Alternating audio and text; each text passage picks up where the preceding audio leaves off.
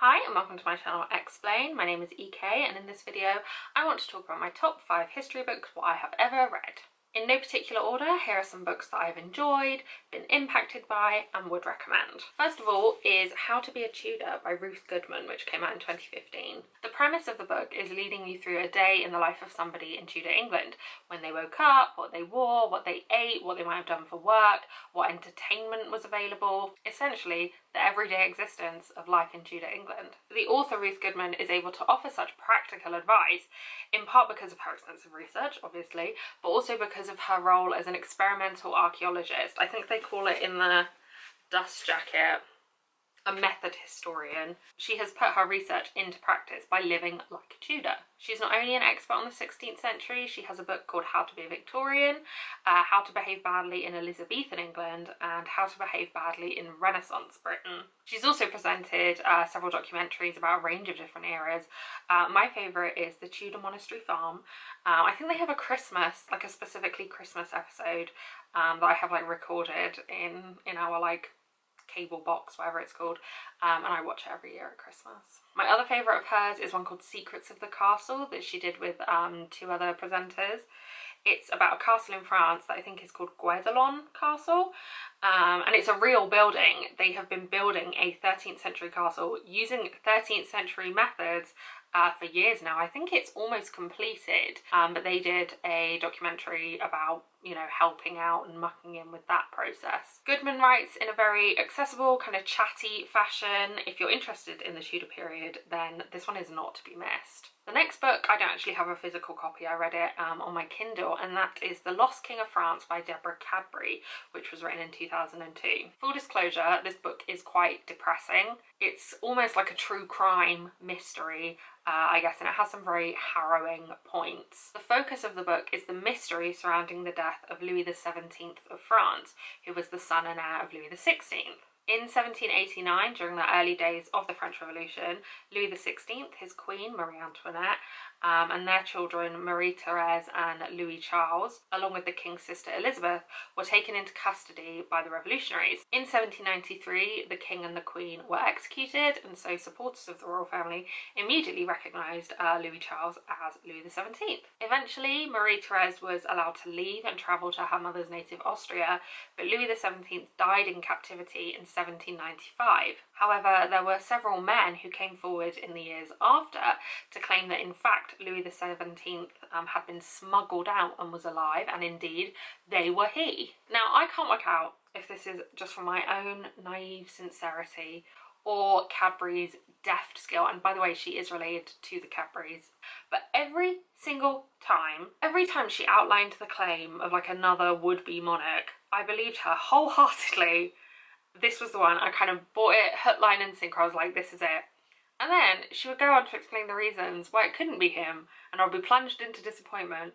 And that repeated several times. However, unlike many history mysteries, we actually have an answer to this. The doctor who performed the autopsy on whoever had died in 1795 in prison had taken and preserved his heart. This heart was eventually placed in Saint-Denis, which is the traditional mausoleum of the French royals. Cadbury explains in the prologue that this heart, with an extraordinary kind of record of provenance, has been subject to DNA testing, so there is a resolution, but I had the fortitude to wait until the end of the book to find out rather than, you know, just googling it. As I said, it is a mystery. It's very dramatic and sweeping, but it is also very tragic. The abuse of Louis Charles, the prolonged grief of his sister Marie-Thérèse, whose wounds were obviously reopened anytime another claimant came forward. It's not a particularly happy story.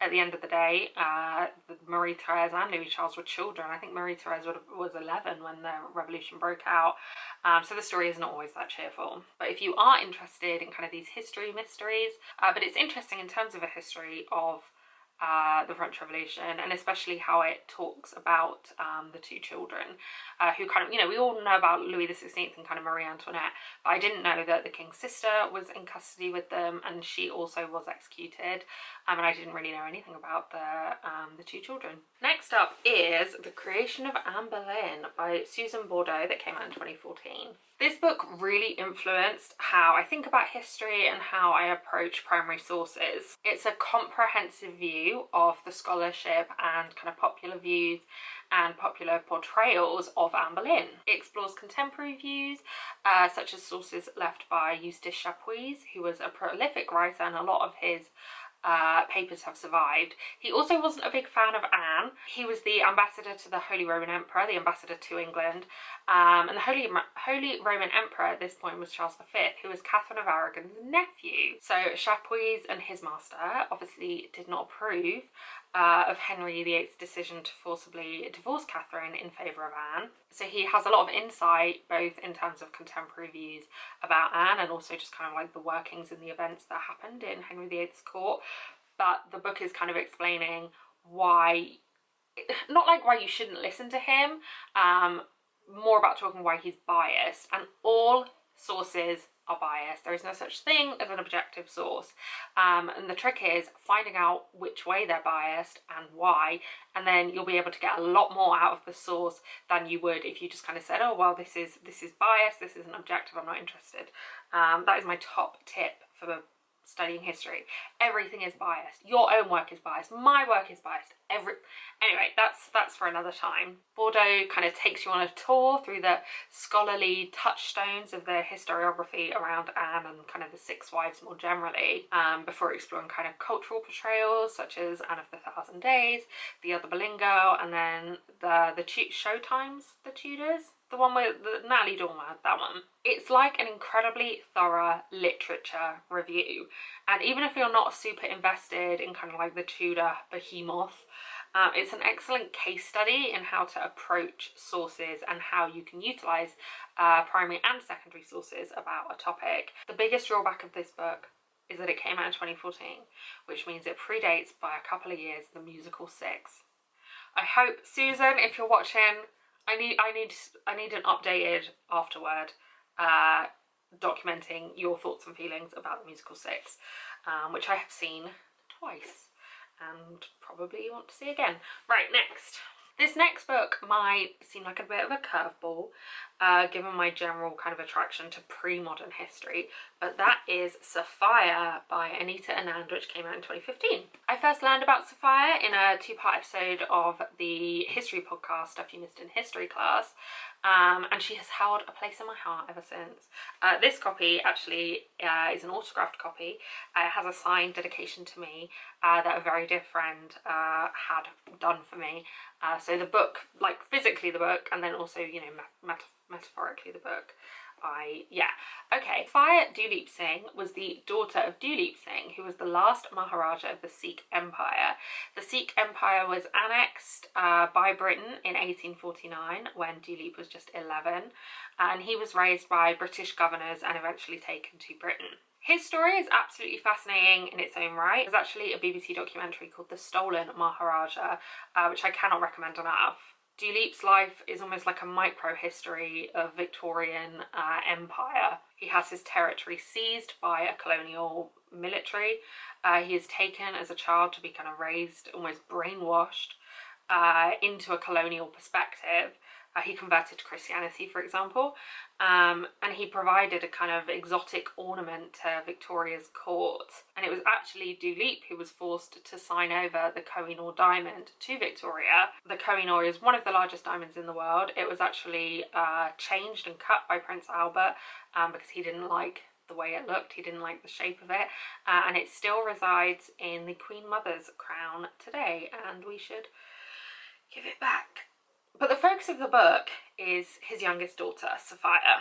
Sophia had 5 siblings, including 2 sisters, Bomba and Catherine, and the children were raised in Britain as aristocrats. There is a beautiful photo of Sophia and her 2 sisters, their debut into Victorian society in these incredible ball gowns, and they all just look absolutely stunning. It's an exquisite photo. Victoria was also actually Sophia's godmother and kind of took an interest in Duleep Singh and his family. But like her father, who eventually came to see the scale of what Britain had done to him and his ancestral home, actually began to rebel against the crown, Sophia knew an injustice when she saw one, and she became a fervent suffragette. Highlights in Sophia's career advocating for enfranchisement include her selling newspapers outside Hampton Court Palace, as she is on the front of this copy. She had a Grace and Favour apartment outside of Hampton Court Palace called Faraday House, after the lightning fella who also lived there at some point. Not with her though. I think, yeah, he lived there before her. Maybe they did live no, they didn't live together.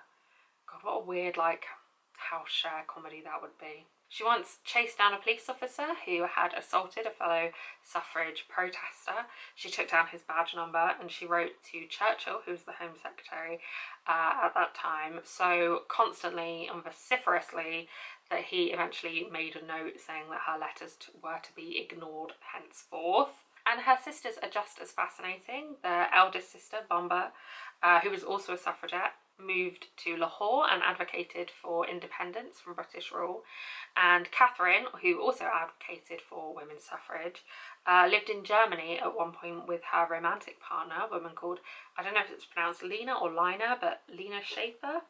And during the 1930s, the couple actually worked to help Jewish families escape from Nazi Germany. They're just the whole family is an incredible set of historical figures. The book is well researched. It gives you a glimpse into kind of the intersecting aspects of Sophia's life: empire, independence, suffrage and women's rights activism, and kind of the Victorian aristocracy.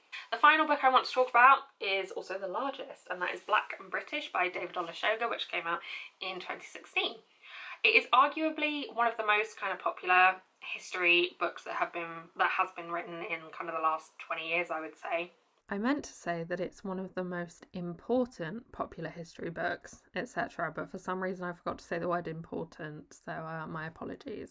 Not least because of how broad the scope of the work is. It's not simply about one century or era or region, and it kind of covers to varying extents the myriad possible existences and experiences for Black people in relation to Britain.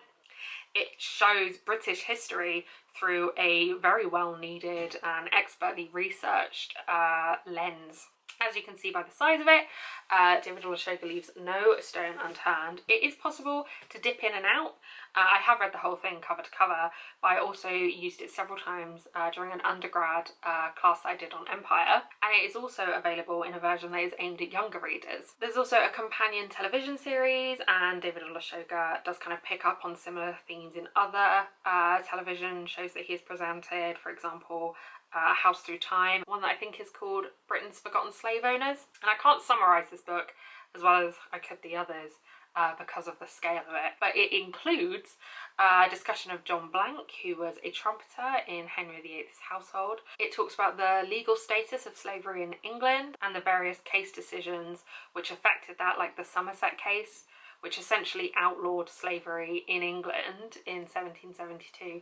Incidentally, the judge presiding on that case was the great uncle and guardian of a Black woman named Dido Elizabeth Bell, about whom an excellent film called Belle was made in 2013. It looks at the role of enslaved Black people in the American colonies during the American Revolution. The British forces promised emancipation to enslaved Black people who fought on their side, and Olusoga explores what the reality of that was, including the attempts to settle these free people firstly in Nova Scotia and then also in Sierra Leone. It also explored the role of cotton, which was grown by enslaved Black people in the Industrial Revolution, and the impact of the American Civil War on the textile industry in the United Kingdom. Essentially, it covers the history of being Black and British, being Black in Britain, being Black and in the British Empire, because it's not just focused on Britain, it's not just focused on the British Empire either. It does talk about different regions and states and powers that were connected, sometimes indirectly, to Britain and the imperial project. So those are my top 5 history books, what I have ever read, that I would recommend to anybody watching. Please comment below if you've read any of these books, or if you have a top 5 history books that you would like to share, so that I and anybody else in the comment section can take advantage of your recommendation. And that's me, I think. So thank you very much for watching, and until next time.